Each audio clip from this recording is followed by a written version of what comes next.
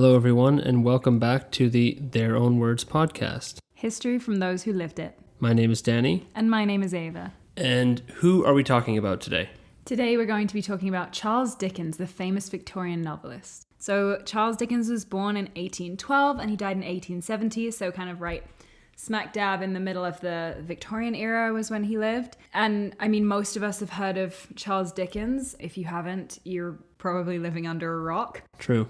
Dickens wrote 15 novels, even more novellas, and hundreds of short stories. He was this renowned novelist, arguably the most famous novelist of the Victorian era. His notable works include Oliver Twist, Great Expectations, A Tale of Two Cities, A Christmas Carol, and Nicholas Nickleby, although obviously there's so many more notable works that he's known for. He was such an influential figure in the 1800s. He became a well-known celebrity, and in addition to being a prolific novelist, he was also a social reformer. He grew up in poverty, worked blue-collar jobs. His father was incarcerated in a debtor's prison, and yet Dickens went on to become this self-made success. Dickens was an avid letter writer throughout his life, so today we're going to be looking at some of the letters he wrote, as well as reading an excerpt from one of his first novels. So the first source we're going to be looking at is a letter that Charles wrote to Maria Beadnell. This is dated 18 March 1833, and Maria is considered to be Charles's first love. So here's what we have. Dear Miss Beadnell, your own feelings will enable you to imagine far better than any attempt of mine to describe the painful struggle it has cost me to make up my mind to adopt the course which I now take. A course than which nothing can be so directly opposed to my wishes and feelings, but the necessity of which becomes daily more apparent to me. Our meetings of late have been little more than so many displays of heartless indifference on the one hand, while on the other they have never failed to prove a fertile source of wretchedness and misery.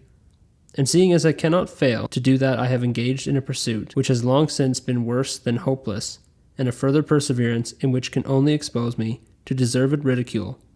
I have made up my mind to return the little present I received from you some time since, which I have always prized, as I still do far beyond anything I have ever possessed, and the other enclosed mementos of our past correspondence, which I am sure it must be gratifying to you to receive, as after our recent relative situations, they are certainly better adapted for your custody than mine. Need I say that I have not the most remote idea of hurting your feelings by the few lines which I think it necessary to write, with the accompanying little parcel? I must be the last person in the world who would entertain such an intention, but I feel that this is neither a matter nor a time for cold, deliberate, calculate trifling. My feelings upon any subject, more especially upon this, must be to you a matter of very little moment. Still, I have feelings in common with other people. Perhaps as far as they relate to you, they have been so strong and as good as ever warmed the human heart.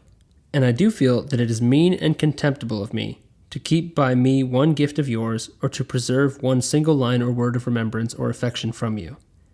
I therefore return them, and I can only wish that I could as easily forget that I ever received them. Ooh, this is a harsh breakup letter. Spicy. Very sad. I have but one word more to say, and I say it in my own vindication. The result of our past acquaintance is indeed a melancholy one to me. I have felt too long ever to lose the feeling of utter desolation and wretchedness which has succeeded our former correspondence. Thank God, I can claim for myself and feel that I deserve the merit of having ever throughout our intercourse acted fairly, intelligibly, and honorably. Under kindness and encouragement one day and a total change of conduct the next, I have ever been the same. I have ever acted without reserve. I have never held out encouragement which I knew I never meant. I have never indirectly sanctioned hopes which I well knew I did not intend to fulfill. I have never made a mock confidant to whom I entrust a garbled story for my own purposes, and I think I never should, though God knows I'm not likely to have the opportunity, encourage one dangler as a useful shield for, an excellent set-off against, others more fortunate and doubtless more deserving. I have done nothing that I could say would be very likely to hurt you. If, I can hardly believe it's possible, I have said anything which can have that effect, I can only ask you to place yourself for a moment in my situation, and you will find a much better excuse than I can possibly devise. A wish for your happiness, although it comes from me, may not be the worse for being sincere and heartfelt. Accept it as it is meant, and believe that nothing will ever afford me more real delight than to hear that you, the object of my first and my last love, are happy. If you are as happy as I hope you may be, you will indeed possess every blessing that this world can afford. C.D. Wow. That is a resolute breakup letter if I've ever read one. Interesting that it is a letter. I don't know if there was some particular reason that it didn't happen in person. Maybe he was a writer. He wanted to get his thoughts onto paper, and this is how he did it. Well, this wouldn't be like breaking up with someone over text. Letter writing was a common practice in this era. It was the main mode through which people communicated, because people didn't have access to each other whenever they wanted in the way that we do today. They wouldn't have seen each other all the time. And so it makes sense that he would discuss this with her through a letter as opposed to waiting until the next time he saw her in a month or however long it would be. Right. You're right, though. This is a very resolute breakup letter. And the reason he writes this letter is because apparently a month before this, he had thrown himself a birthday party. She had attended and she had insulted him. So this fits in nicely with the timeline, as a month later, he decides to end things as a result of this ongoing, quote, heartless indifference. So it seems like this interaction at the party was the straw that broke the camel's back, because although he was in love with her, she never made it clear how she felt about him. Sometimes she would encourage his affection, and other times she would be indifferent towards him. She was very hot and cold with him throughout their relationship. So nothing much changes, I guess. Yeah, you're right. It's classic. So boy meets girl and drama ensues, but it sounds like Charles is no fan of hanging out in the friend zone, and that's why he writes this letter. Yeah, so this is pretty characteristic of Dickens in terms of his correspondence. He tends to say what he feels, and if someone has hurt him, especially those close to him, he will let them know, and he does so in this very frank yet eloquent manner. So Maria and Charles have a little bit more correspondence after this letter, but this pretty much marks the end of their relationship, and he goes on to marry another woman. And side note, he actually meets up again with Maria some 20 odd years later, and the story goes he's quite disenchanted with her. She's changed a lot physically and is not the same youthful woman that he remembers, and apparently afterwards she wants to maintain contact with him, and he's like, nope, and cuts it off there. Wow, good for Charles. Yeah. So, but I thought this letter was a good intro into the personal life of Charles Dickens, because we talked about the idea of Victorians as being seen as kind of stoic, and it's all about rules and this certain way of living and not much room for matters of the human heart. But here we see very much so he reveals his feelings. And I think we're slowly learning through this podcast that people in the Victorian era and throughout history more broadly, they had feelings the same way we did. And I think in Victorian Britain, it wasn't as okay to express those feelings publicly, but people found a way to do it, especially in writing, because it was private. Yeah, I love that he actually returns her stuff. Like, this was a very definite final thing. He took all of her stuff. He didn't want to sort of hang out in his feelings and think about Maria. And I don't know, we don't seem to have any poems or remnants of this broken heart that he had. It's funny, for someone who wrote so prolifically, we don't have, it would seem, a record of this love. So he just was not about dwelling on it, maybe, and just giving her back her stuff and saying, this chapter's closed. Yeah, I mean, she does become the inspiration for one of his characters later, but it is pretty apparent that he kind of lets her go and moves on and doesn't dwell on this. And I think what I'm learning through this podcast is that, honestly, there's nothing new under the sun. Like, people get together, people break up, and they return each other's stuff. And he even says in his letter, he's done nothing to hurt her. So he basically, before he finishes the breakup, he absolves himself of any responsibility for the sour turn of their relationship. But he says, if I have hurt you, please put yourself in my shoes, blah, blah, blah. But it's a kind of a model breakup letter. He sets forward what's happening. He says, you've been kind of on and off with me, hot and cold.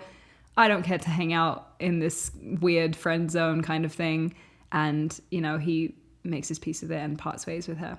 Yeah, it's kind of biased because we only have his side of the story, but I'm definitely Team Charles. It seems like he's in the right on all of this. He's laid it out. He's almost, like you said, made a case for why this should happen. And it's just really interesting. That's why we're reading this letter, is because we're getting inside the mind of one of the greatest novelists of the 19th century. And this is who he was. This is some of the gritty details of his personal life.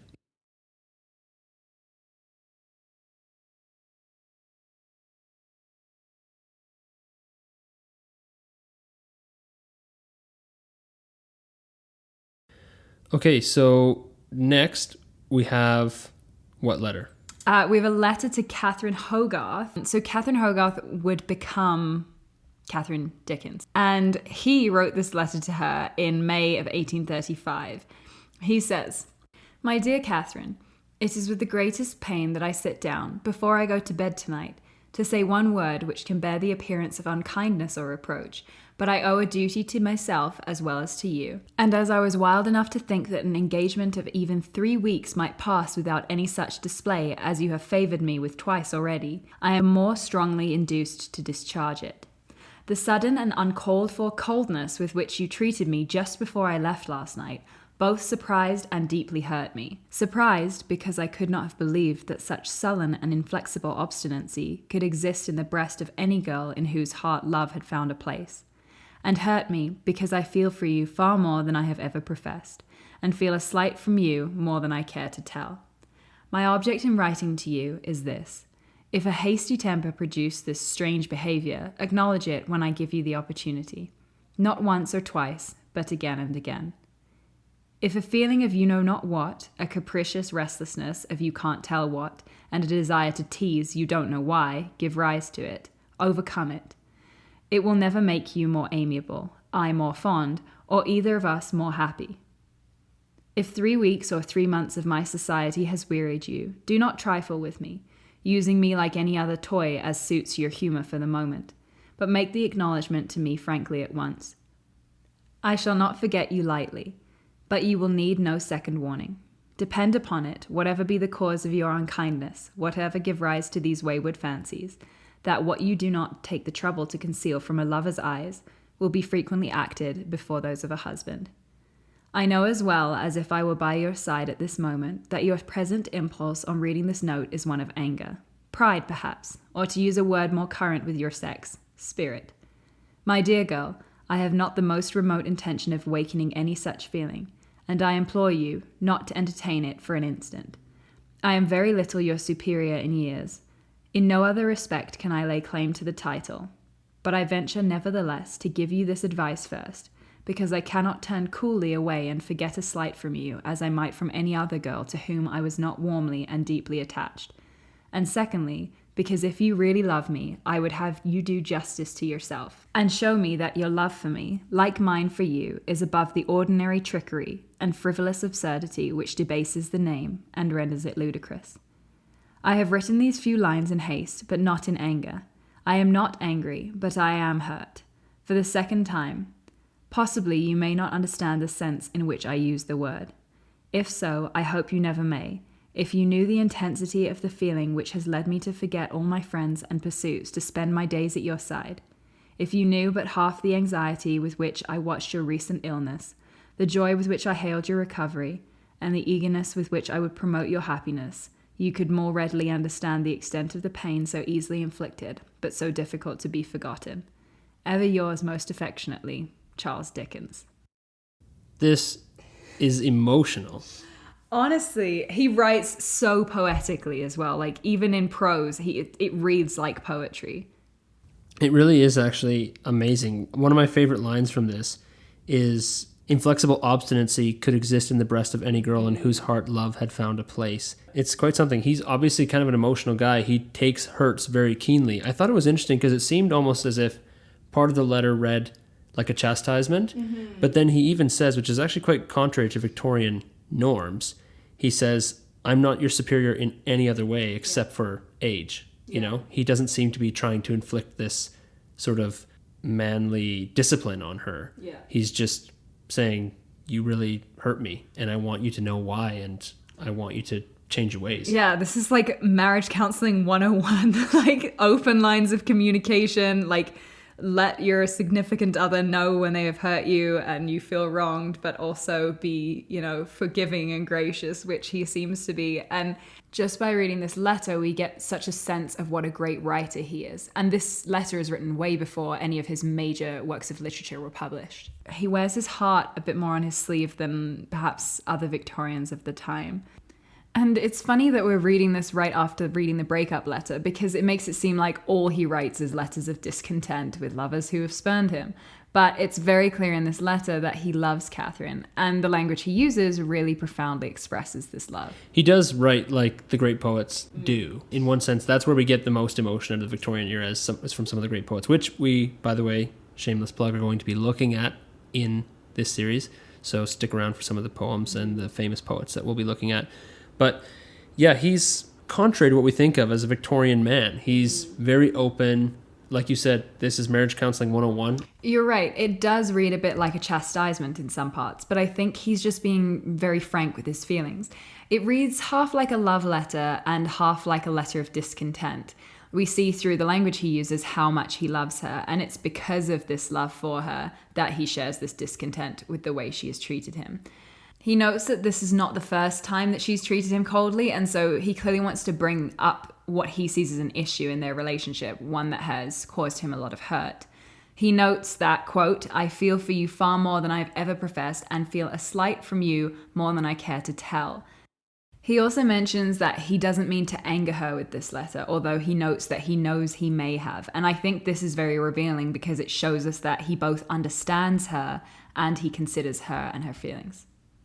Yeah, he really clearly loves her. He even says, quote, "If you knew the intensity of the feeling which has led me to forget all my friends and pursuits, to spend my days at your side, if you knew but half the anxiety with which I watched your recent illness and the joy with which I hailed your recovery."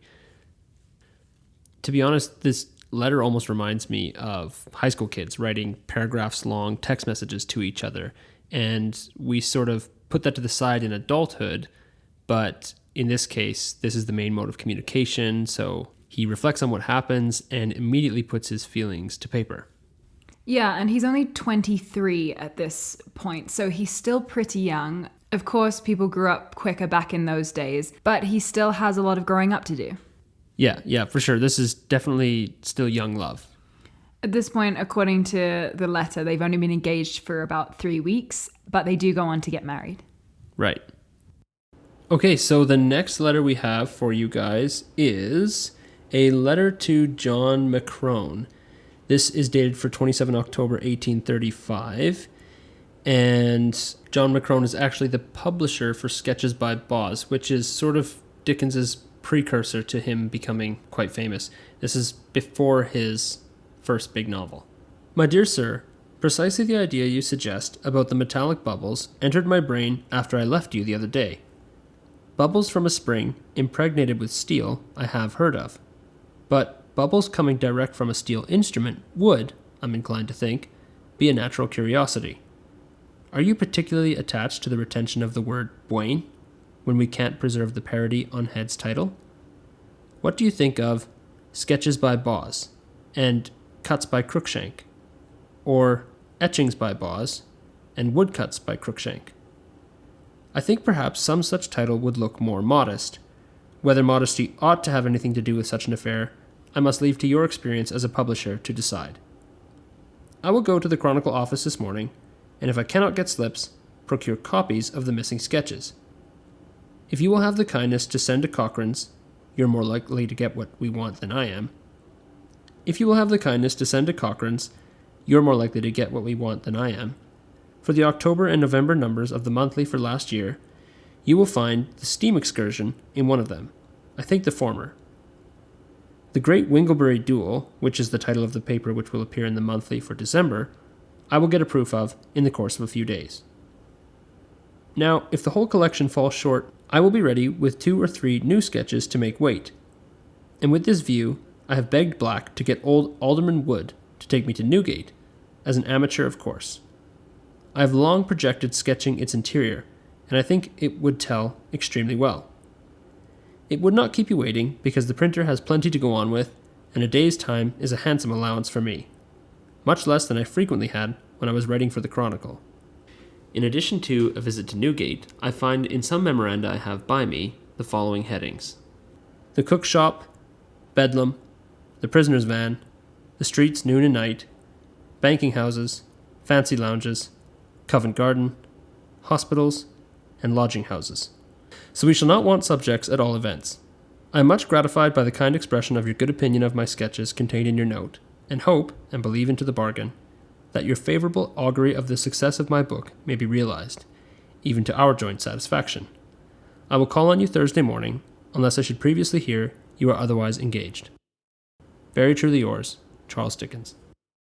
Yeah, so he's in correspondence here with his publisher, bouncing some ideas off of the guy. Yeah, so the beginning of this letter, we kind of put you straight into it, so it sounds really bizarre because you're like, what the heck is he talking about? Metallic bubbles. But he's clearly alluding to an idea related to these sketches by Boz that he and his publisher have been talking about in correspondence prior to this, so it's just a continuing conversation. I thought this was an important letter to include because this is really the beginning of Charles Dickens's success as a writer. His Sketches by Boz was wildly successful, and it led to what would become the publication of his first novel. So it's just cool to get an insight into, okay, this was his thinking at the time when he was kind of concocting these ideas, coming up with these ideas for Sketches by Boz.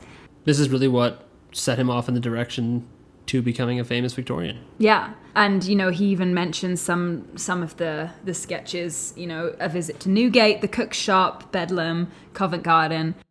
It's a very interesting look behind the scenes of his first major work. And for reference, Sketches by Boz was a series of short pieces that were published between 1833 and 1836, so kind of at the beginning of his career. And beginning in 1833, these Sketches by Boz were serialized in newspapers and periodicals, and then they were published as a book later in 1836. And this seems to be the way that publishers liked to introduce works to the public during this era. And his first major novel was released in the same way, first in installments and then as a book. So this next letter was written in 1835, and it is to his now wife, Catherine, who we will notice the change in the way that he addresses her. He calls her Kate from kind of here on out in his correspondence with her. He says, "My dearest Kate, the house is up, but I am very sorry to say that I must stay at home. I have had a visit from the publishers this morning, and the story cannot be any longer delayed. It must be done tomorrow, as there are more important considerations than the mere payment for the story involved too. I must exercise a little self-denial and set to work. They, Chapman and Hall, have made me an offer of £14 a month to write and edit a new publication they contemplate entirely by myself, to be published monthly, and each number to contain 4 woodcuts. I am to make my estimate and calculation, and to give them a decisive answer on Friday morning. The work will be no joke, but the emolument is too tempting to resist. I have at this moment got Pickwick and his friends on the Rochester coach, and they are going on swimmingly, in company with a very different character from any I have yet described, who I flatter myself will make a decided hit. I want to get them from the ball to the inn before I go to bed, and I think that will take me until 1 or 2 o'clock at the earliest. The publishers will be here in the morning, so you will readily suppose I have no alternative but to stick at my desk." Interesting thing I want to note here is that they're saying they're going to pay him £14 per month. That was easily a yearly wage for especially people in low-income jobs like service. So he's making some big bucks here. Yeah, as we talked about with the last letter, the Pickwick Papers was his first novel, and it came about as a result of the success of Sketches by Boz, which was the subject of the last letter. It's a bit of a confusing timeline, partly because both Sketches by Boz and the Pickwick Papers were published first in installments and then in books, but basically because of Sketches by Boz, he was asked to write the Pickwick Papers, and the publishers this time were a company called Chapman and Hall. So that's who he refers to when he said, they, Chapman and Hall, have made me an offer of £14 a month. Both Sketches by Boz and Pickwick Papers were published in 1836, but Sketches by Boz had been serialized in years prior to this, so it came first, obviously. And clearly, according to this letter, Dickens was working on the Pickwick Papers in 1835, so that's why I think this letter is important. And it is very cool that he's talking to his wife about, I've got to stay home and work. And he says, I have at this moment got Pickwick and his friends on the Rochester coach, and they're going on swimmingly. I want to get them from the ball to the inn before I go to bed. That's just such a typical way that an author would write when he treats his characters as if they're real people, right? He says, I want to get them from the ball to the inn before I go to bed. So we're actually going to read the excerpt from the Pickwick Papers that Charles Dickens is referring to here. Punctual to 5 o'clock came the stranger, and shortly afterwards, the dinner. He had divested himself of his brown paper parcel, but had made no alteration in his attire, and was, if possible, more loquacious than ever. "What's that?" he inquired, as the waiter removed one of the covers. "Soles, sir." "Soles, capital fish. All come from London. Stagecoach proprietors get up political dinners. Carriage of soles, dozens of baskets. Cunning fellows. Glass of wine, please, sir." "With pleasure," said Mr. Pickwick, and the stranger took wine, first with him, and then with Mr. Snodgrass, and then with Mr. Tupman, and then with Mr. Winkle, and then with the whole party together, almost as rapidly as he talked. "Devil of a mess on the staircase, waiter," said the stranger. "Forms going up, carpenters coming down, lamps, glasses, harps. What's going forward?" "Ball, sir," said the waiter. "Assembly, eh?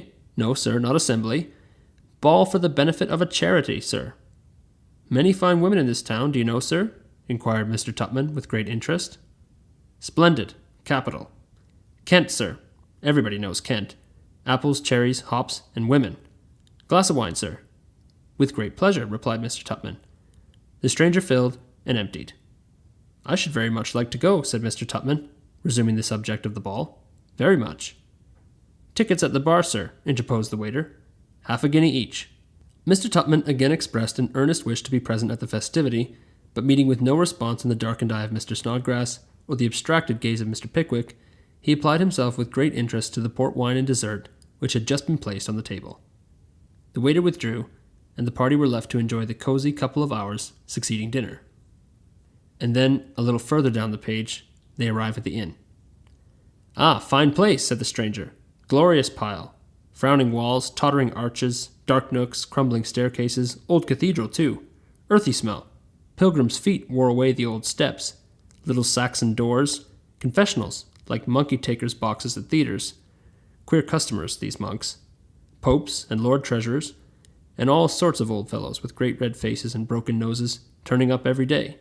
Buff jerkins, too. Matchlocks, sarcophagus. Fine place. Old legends, too. Strange stories. Capital." And the stranger continued to soliloquize until they reached the Bull Inn in the High Street, where the coach stopped. So, any of you who've read Dickens, and you already know this, but if you haven't, he does write in a very unique way, and in some cases, it's much easier to read his letters than it is his novels, isn't it? Yeah, absolutely. And even in some of his letters, we get the sense of this convoluted style with which he writes.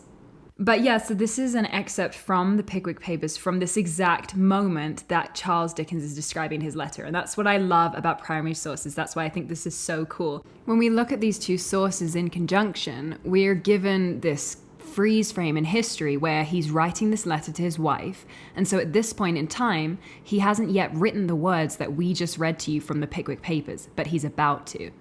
In reading these two sources, we get to hear an actual excerpt from a published work that he intended for everyone to read.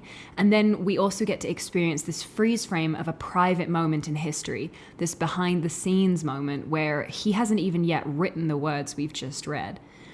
The other interesting thing, if we refer back to the letter, is that he really is a true writer. He's a true novelist. The way that he speaks about his characters is as if they are real people.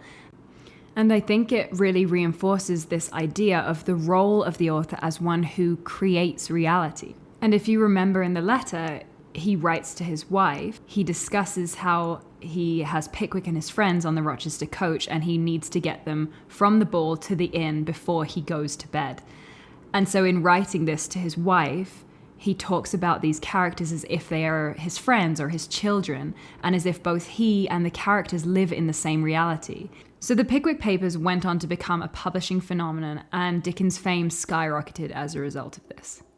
Yeah, it is really amazing to get a glimpse into his life this night, that he's just writing a letter to his wife and then goes off to work. It's funny because the text of the novel is immortalized in a way, and a letter is too. Anything you write down on paper goes on for long after you're gone, but it seems like we're getting a live action sequence again, rather than just reading the novel and thinking, oh yeah, this was published in 1835 or 1836.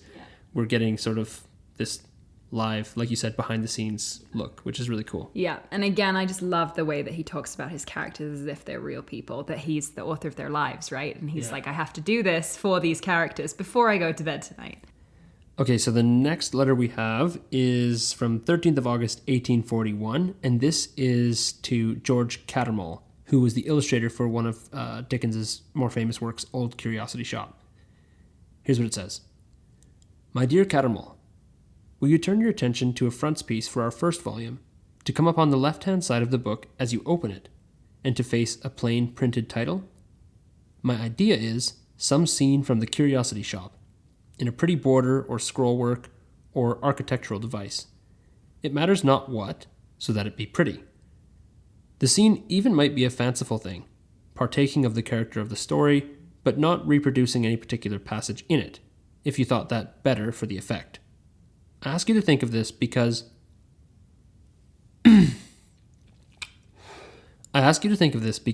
although the volume is not published until the end of September, there's no time to lose. We wish to have it engraved with great care and worked very skillfully, and this cannot be done unless we get it on the stocks soon. They will give you every opportunity of correction, alteration, revision, and all other ations and issues connected with the fine arts. Always believe me, faithfully yours, Charles Dickens. Yeah, so there we have another letter that gives us insight into Dickens's creative process. So here he's corresponding with the illustrator with whom he's working on this book, The Old Curiosity Shop, which was a hugely, hugely popular book at the time and still is today. The excitement and kind of buzz around the release of this book was huge. It was an unprecedented level of excitement. Yeah, because at this point, he's now well into his career. He's kind of a few years deep into being famous, so people are actually anticipating him releasing it. Yeah, so this was a hugely successful novel for him, and people in both Britain and America were very excited for this book. It's interesting that you said he's involved in the creative process, as we can see here.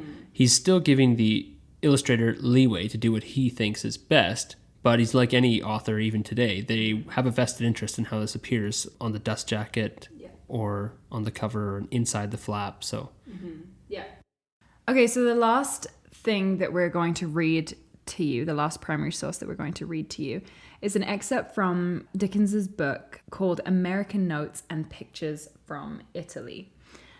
So this isn't so much a novel as it is kind of a travel memoir from Dickens's trip to America.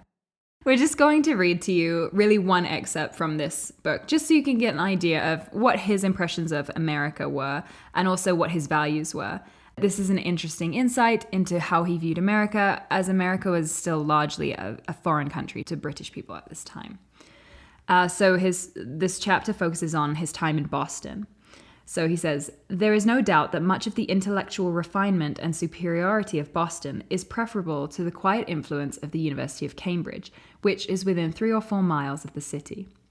The resident professors at that university are gentlemen of learning and varied attainments, and are, without one exception that I can call to mind, men who would shed a grace upon and do honor to any society in the civilized world. Many of the resident gentry in Boston and its neighborhood, and I think I am not mistaken in adding a large majority of those who are attached to the liberal professions there, have been educated at this same school. Whatever the defects of American universities may be, they disseminate no prejudices, rear no bigots, dig up the buried ashes of no old superstitions, never interpose between the people and their improvement, exclude no man because of his religious opinions, above all, in their whole course of study and instruction, recognize a world, and a broad one too, lying beyond the college walls. Okay, so I did a little bit of reading on his trip to America, and it seems like he did enjoy Boston, and he enjoyed the first part of his trip, but he becomes embroiled in a little bit of controversy, actually, on his reflections about America as time goes on. He's only 30 years old at this point, which is something we should probably note. He was 23 when we read that other letter, but he's 30 years old now, and he is full-on famous. One of the things he notes that he doesn't like, though, is being famous in America. It says here, quote, "I can't drink a glass of water without having 100 people looking down my throat when I open my mouth to swallow." He's talking about this in a letter to a friend. So it's interesting that this sort of celebrity culture, which has always seemed to thrive more so in America than anywhere else in the world, is already sort of taking hold. And one of the things that a professor wrote in a book on Dickens about this trip was that the longer he rubbed shoulders with the Americans, the more he realized they simply weren't English enough, which I think is typically the attitude of many of the British elite through the 1830s all the way into the early 1900s. But it says he found them overbearing, boastful, vulgar, uncivil. So again, his reflections on America lead him into a bit of controversy. Even though he's very famous over there, the Americans loved his works. He wasn't as big a fan of America. Yeah, that's good context. So the excerpt that I read, I chose because I think it sheds a little bit of light onto who Charles Dickens was as a person in terms of what he valued.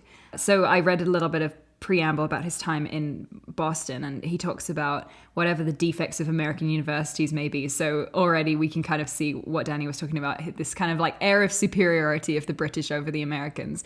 But he does say, "They disseminate no prejudices, rear no bigots, dig up the buried ashes of no old superstitions, never interpose between the people and their improvement, exclude no man because of his religious opinions, above all, in their whole course of study and instruction, recognize a world, and a broad one too, lying beyond the college walls." And I think this is a really important excerpt to read because it shows us what he values. Dickens, as I mentioned at the beginning of this episode, was not just an author, he was a social critic and a social reformer.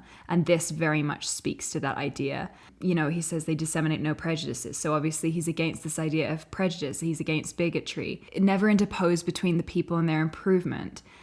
He excludes no man because of his religious opinion. So again, this idea of freedom of thought, freedom of religion, freedom of opinion. And then he says, recognize a world, and a broad one too, lying beyond the college walls. So this idea that there is a whole world out there to explore and to try and understand beyond the walls of a college institution. So this idea of experiencing life, experiencing other ways of living.